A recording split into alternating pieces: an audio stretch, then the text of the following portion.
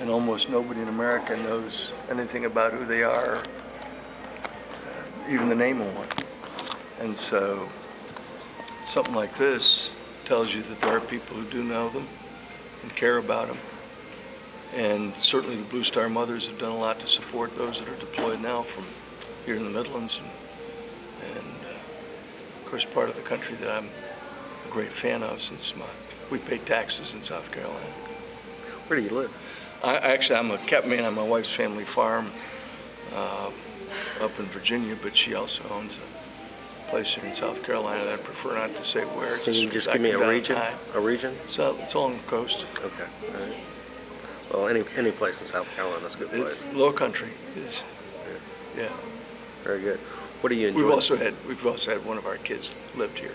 Right. Which child was that? Our third child, second daughter, is married to a doctor who's a graduate from here. Okay. And they lived here for a couple of years. Did a little sports medicine down here. I know you're going to get hit with some hardball questions, but let me give you some. Take any shot you want, brother. I've read them all. I like that. Let's not go back in ancient history. We've all seen your stand-up procedure on that one. Tell me, what do you think is the most important thing that's going on with this country today? Well, certainly the war is, whether it's reported that way or not by your colleagues and mine. The outcome of this war is of crucial concern to the future of this republic. There's obviously a lot of political issues that are very partisan. I don't hide the fact that I'm a Republican. I think you're going to see some significant sea changes here in politics starting this November. And I think that reflects the concern of the American people over the size, the cost, the debt our government's building up. I think they'd rather spend money on making sure our soldiers, sailors, airmen, guardsmen, and Marines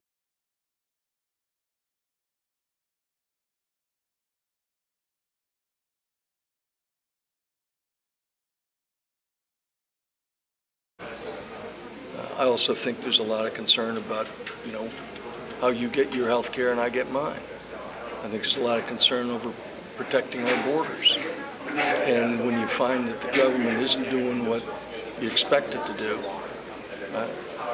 or what they're obligated to do, then I think those in government, whether they're in one party or the other, ought to expect that the American people are going to express their dissatisfaction. Now, you just said about border security. Arizona's law, they discussed it just a day or two ago in the South Carolina legislature.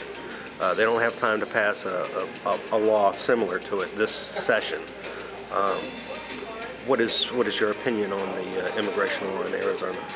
Well, look, Arizona, unlike South Carolina or Virginia, neither one of our states have those kinds of problems that they've got in the border states. It is the obligation of the federal government to protect the borders of this country.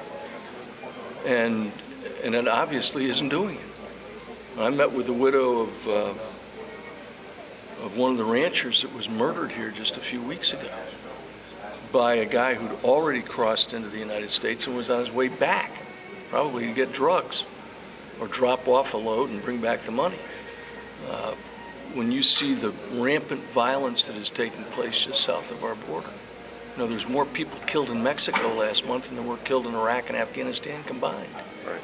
And so if you look at the spread of that kind of violence inside the United States of America, I don't think you ought to be surprised that if the federal government isn't doing what it's supposed to do, that states aren't going to stand up and start trying to do it themselves. What do you think about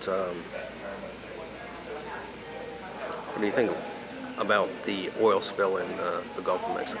It's a damn shame. I have no idea of the outcome of the investigations that are probably going to continue longer than I'll have on the planet Earth, but it's pretty clear that the United States depends on other places and other countries, most of which are despotic regimes, for most of the energy we consume. That to me is irrational. And obviously what they were trying to do is, give us a little bit more of an opportunity for energy independence, and somebody screwed it up. And now the most important thing to do is stop that oil from spewing out into the Gulf of Mexico and fouling the beaches literally from the Gulf of Mexico all the way up the East Coast. And my hope is that they're going to do that. I happen to enjoy a little fishing every once in a while. I like blue crabs and shrimp and all the kinds of things that I'm a waterfowler hunter and a member of Ducks Unlimited, and I don't want to see all that habitat ruined. Now that you have a house in the Low Country, have you been following any of the governor's politics here in South Carolina? I just want to make sure you understand something. I don't own anything except the car that I drive and the suits of clothes. Your wife has a house in the Low Country. My best friend and my 4 children is a property owner down here. No, I vote in Virginia. Right. And I try not to give advice to politicians outside the framework of them asking me. Okay. Let me back up and what did you think about the Mexican President Calderon addressing Congress and what he had to say? Well, I think it's an outrage that somebody will come in here and tell us that our Constitution shouldn't apply. I think Calderon's a very brave man for his launching the campaign against narco-terrorism and narco-insurgency in his country. But to try to blame the next-door neighbor or to somehow entice us to believe that our Constitution, which happens to include the Second Amendment, needs to be changed to accommodate him is dead wrong. What do you think about his southern border and his immigration laws down there? Well, as you probably know, Fox has sent me down there to cover narco-insurgency, and we did. They've got a serious problem in Mexico. You know, part of the issue of a border in any country is that people on both sides of it abide by it. Obviously, that requires enforcement on the part of Mexican authorities that clearly is absent, and it needs to be the kind of thing that we help them get a handle on their own problems down there. But not by changing the laws in America, by helping them enforce the laws that they've got on their own books. How do we defeat the drug trade here in America? Well, you know, I mean, the issue of narcotics is a very serious one. I know there's people in this administration that talk about legalization of various kinds of illicit drugs. I would like to have those who believe that that's a solution show me the one example in history, just one, where legalization of a narcotic has resulted in that society improving itself. And once they can show me that one example, I might become a believer in legalization. The real problem is taking down narco kingpins. Our DEA does a lot of that very quietly and very effectively, often with the cooperation of other governments. There was a time not very long ago when the government of Colombia was literally at the brink of collapse because of narco-insurgencies, primarily by the FARC.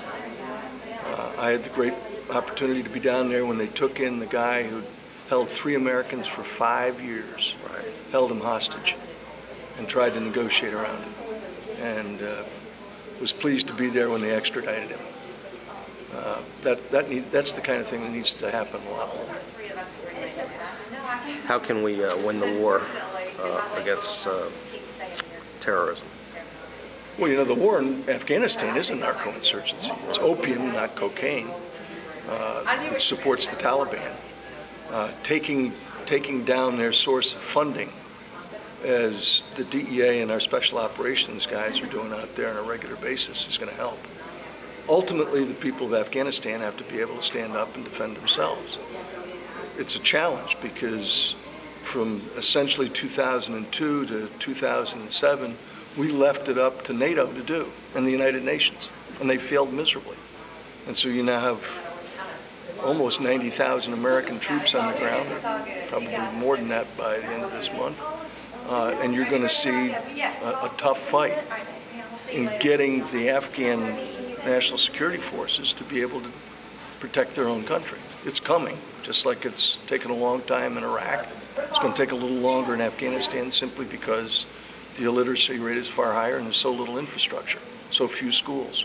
There's a lot more schools open today in Afghanistan than ever before, with little girls going to school who couldn't before, simply because Americans have become the defenders of Muslim women and kids. One last question, since I say I'm being prompted. We are a conservative paper in a conservative county, Lexington County, which is right next door, in the heart of South Carolina, which is a conservative state. What can you tell our readers that will post this video on the website? What can you tell our readers to keep doing? Vote. You know, I mean, look, I'm a conservative Republican. Don't hide that fact. I'm proud of it. Unfortunately, not enough of us turned out in the last election in America. Right. And we're paying the price for that today. And so it's incumbent upon all of us who believe strongly in the traditional values in which this country was founded to show up at the polls the first Tuesday after the first Monday in November 2010 and start turning things in the right direction. Very good. What a pleasure. What an honor. Thank you so much. Thank you. So much.